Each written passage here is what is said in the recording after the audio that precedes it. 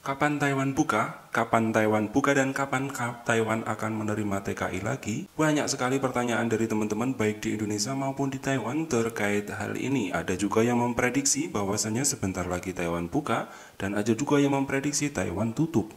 Mana yang benar kita akan ulas di sini ya, semuanya dengan dasar dan semuanya dengan sumber dari pihak-pihak terkait yang resmi.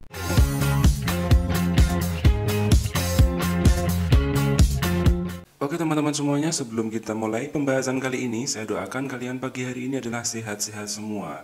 Terutama bagi teman-teman yang ada di Taoyuan, itu harap berhati-hati karena penularan COVID-19 yang lokal itu sudah mulai ada di Taoyuan. Semoga saja tidak merebak, semoga saja tidak meluas ya. Dan teman-teman harus hindari kerumunan dan tetap pakai masker. Nah, kebijakan tentang penerapan pembebasan biaya penempatan PMI diundur hingga 15 Juli atau mulai diberlakukan pada 15 Juli 2021. Itu artinya hari ini yang bisa berangkat itu tidak gratis biayanya dan majikan masih belum menanggung.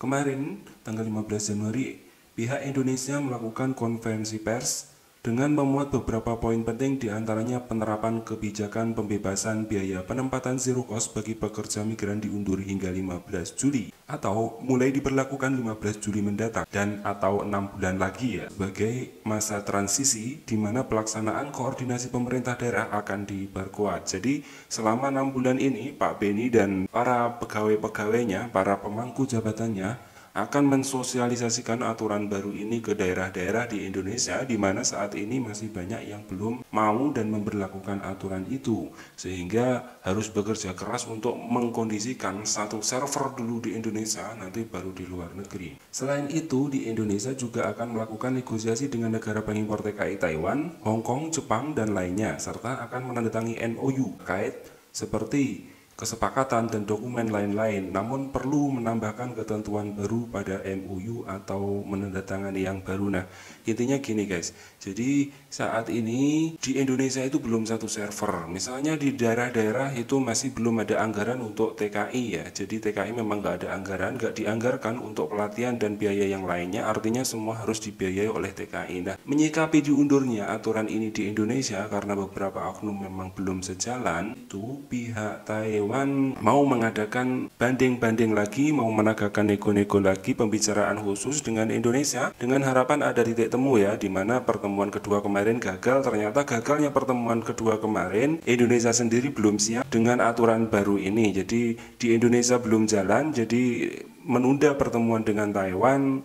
Karena kalau dengan Taiwan nanti udah ada hasilnya, Indonesia belum jalan kan percuma juga, jadi diundur dulu. Jadi ya situasi saat ini belum jelas dan akan terus dipelajari lebih lanjut melalui perwakilan yang ada di Indonesia, kata Sui Jianzhong selaku Kepala Badan Pengembangan Tenaga Kerja dan Kementerian Taiwan. MOU terakhir yang ditandatangani pada Desember 2017 lalu adalah prosedur verifikasi kontrak pengawasan bilateral perusahaan perantara agensi dan perdagangan manusia. Jadi MOU-nya yang tahun 2017 lalu itu memang belum ada perubahan dan kemarin perubahannya mendadak, Taiwannya kaget, kemudian ya harus nego, terus Indonesia membebankan 11 biaya kepada majikan, majikan masih menolak dan Taiwan pun tidak mengatakan menolak dan tidak mengatakan iya, tapi dengan tidak mengatakan iya itu berarti Taiwan sebenarnya menolak secara halus alias harus nego. Kalau nggak menolak ngapain nego gitu.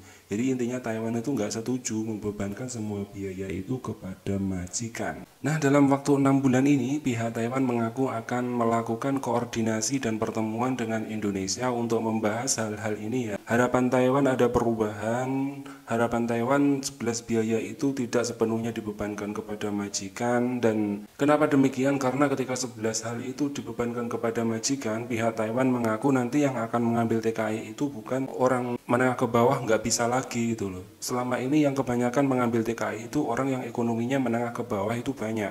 Kalau ekonominya atas rata-rata ngambil orang Taiwan sendiri. Nah kalau 11 biaya itu dibebankan, Taiwan takut warganya nggak bisa ngambil TKI lagi dan itu akan sangat berdampak pada Taiwan di mana orang-orang tua yang tak bisa dijaga oleh TKI nanti kan akan masuk di panti jompo dan itu juga mahal itu. Jadi ya semoga saja ada pertemuan dan itu, dan kalau ini seperti ini kondisinya maka perjuangan Kepala BPTUMI akan lebih berat lagi ya, di mana Pak Beni harus berjuang ke daerah-daerah kayak yang terutama kantong TKI untuk membela TKI biar TKI itu bisa berangkat gratis dari rumah ke PT ke manapun gratis, dan juga harus bernegosiasi dengan luar negeri terutama dengan Taiwan ya. Kalau dengan negara yang lain masih adem ayem sih, walaupun tetap ada ya negosiasi itu tetap ada, tapi masih adem ayem, sedangkan dengan Jepang juga sampai saat ini masih ditutup. Nah, untuk teman-teman yang bertanya kapan Taiwan buka, kapan Taiwan dibuka lagi, nah ini perlu diketahui ya, jawaban ini yang tahu hanya Taiwan. Dan ditutupnya Taiwan itu bukan karena zero cost ini ya, ditutupnya Taiwan itu karena pandemi. Jadi mungkin kalau Indonesia nanti sudah membaik pandeminya